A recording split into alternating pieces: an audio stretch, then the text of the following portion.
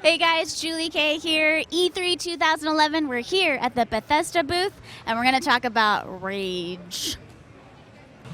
Hey guys, Julie K here. We're here at the Bethesda booth. I'm here with Matt Hooper, design director from id Software. So Matt, can you tell us what you guys are showing here for Rage here at E3? Yeah, so at this year's E3, we're doing something a little different. We haven't done this before. We have playable on the floor, on the PS3 and the 360. What we did, Rage offers so much diversity. We took 7 different pieces of the game, and we're offering it up for people to play here at E3. So I know you guys are launching the title this year, and we've seen the evolution throughout the many years. Can you talk about, your thoughts on what you guys saw originally and now where you're at right now? Yeah, it's actually been a long ride. I mean, it's been going, I've been with the project right from inception. After we finished Doom 3, John started working on technology. And it's kind of a marriage of both technology, a brand new fiction. People that know id Software know Doom and Quake and those games. But we wanted to do something different, which means not just do the same game with a different skin on it.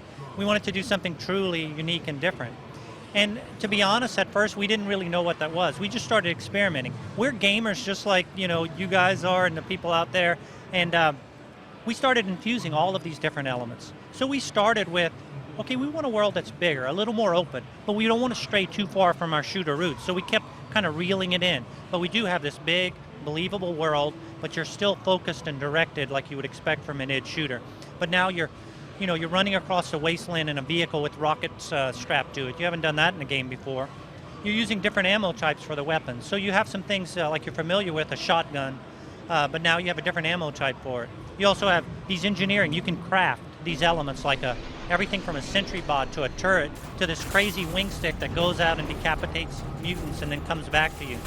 So it evolved in kind of just really exploiting diversity, giving the player something new around every corner.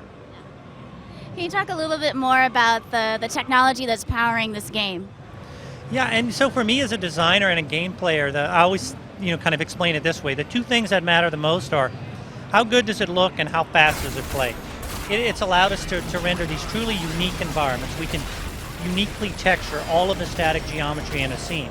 So you don't have this repetitive texture, and it gave us this excuse, and again, we didn't start out with this, but what we saw was, hey, we have the ability to uniquely texture. Let's push that as far as we can. So the artists were kind of freed up to make these really distinct looking environments.